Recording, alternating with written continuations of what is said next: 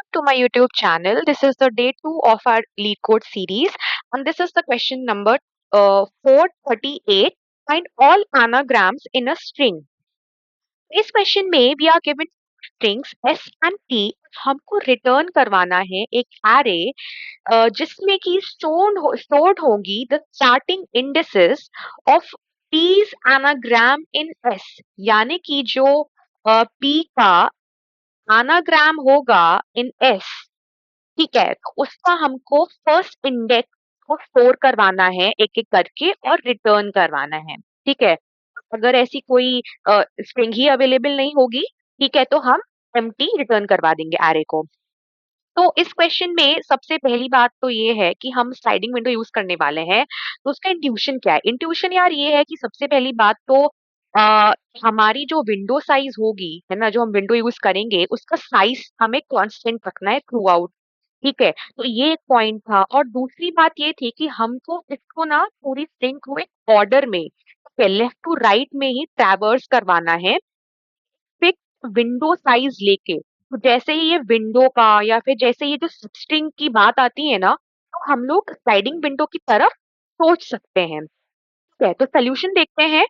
तो सोल्यूशन में हमने एक एरे लिस्ट को इनिशियलाइज करवा लिया है. इसके बाद में इस केस में हम बस चेक करेंगे कि अगर हमारी जो एस स्ट्रिंग है अगर उसकी लेंथ पी स्ट्रिंग से कम होगी तो ऑब्वियसली, ठीक है, तो वो पॉसिबल ही नहीं है, फिर तो हम रिटर्न करवा देंगे एम्प्टी एरे लिस्ट.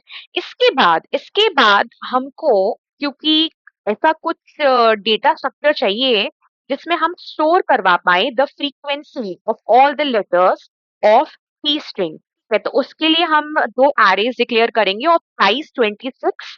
ठीक है, तो 26 साइज के हमने एरेज डिक्लेयर कर लिए. P count and S count. P count for storing the frequency of all the letters of P string and S count S के लिए. तो हमने सबसे पहले तो यार इसमें यही करा है कि हमने एक एक करके हमने सारे कैरेक्टर्स ऑफ पी की हमने फ्रीक्वेंसी को स्टोर करवा लिया है. ठीक है, इसके बाद what we have done is, second,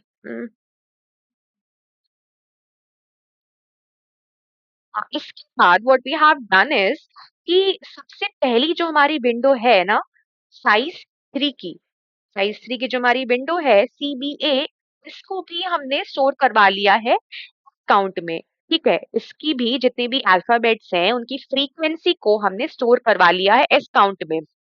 ठीक है, अभी कैसा दिख रहा होगा फॉर बिगनर्स मैं बता दूं. लेटेस्ट से ये ABC है ना, तो ये स्टोर हो रहा होगा ए मतलब 0 इंडेक्स, बी मतलब 1 इंडेक्स, सी मतलब 2 इंडेक्स. ए इंडेक्स पे तुम्हारा यहाँ पर ना 1 स्टोर हो रहा होगा क्योंकि 1 प्रेजेंट है पी के अंदर. और 1 इंडेक्स पे सिमिलरली बी है ना, बी की जगह यहाँ पर 1 स्टोर हो रहा होगा. और सी इंडेक्स यानी कि सेकंड इंडेक्स पे हमारा 1 स्टोर हो रहा होगा. और बाकी सब में हमारा 0 स्टोर हो रहा होगा. के स्पीक, सॉरी, हाँ, स्पीक काउंट एरे के अंदर, क्योंकि हम इसमें हर लेटर की फ्रीक्वेंसी स्टोर कर रहे हैं.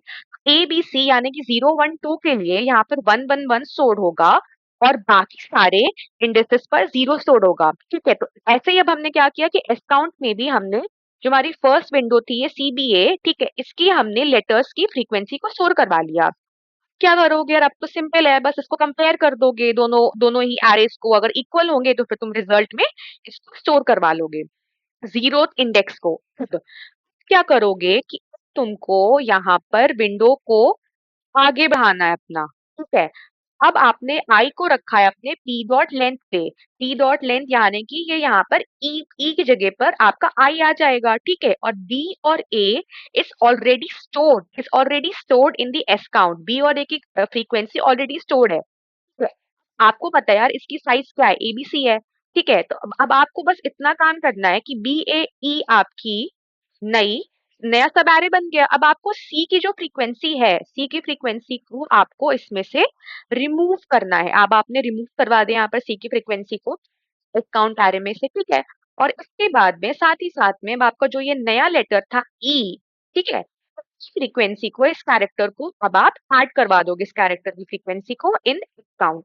ठीक है, अब आपका ये एक नया सब एरे बन गया, सॉरी सब स्ट्रिंग बन गई. ठीक है, तो जो ये सब स्ट्रिंग बन गई, इसकी फ्रीक्वेंसी आपने एस काउंट में स्टोर करवाई थी, तो अब आप इसको भी कंपेयर करवाओगे। अब आप पी काउंट को और एस काउंट को कंपेयर करवाओगे और अगर ये इक्वल आता है तो फिर अब आप इसको, इसका जो रिजल्ट है यानी कि बी, बी जो इंडेक्स है इसको आप स्टोर करवा दोगे।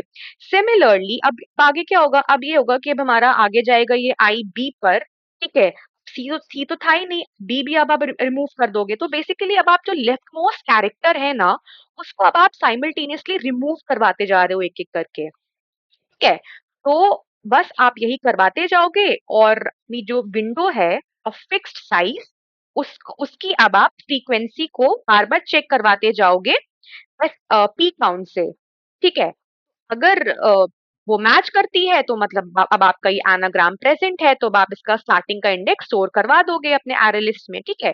टाइम कॉम्प्लेक्सिटी देखते हैं, टाइम कॉम्प्लेक्सिटी इसकी बिग O ऑफ n है क्योंकि हम इसको स्ट्रिंग को हम एक बार में ट्रैवर्स कर रहे हैं, ठीक है? और space complexity is constant because हम कोई भी एक्स्ट्रा स्पेस यूज नहीं कर रहे हैं। Thank you.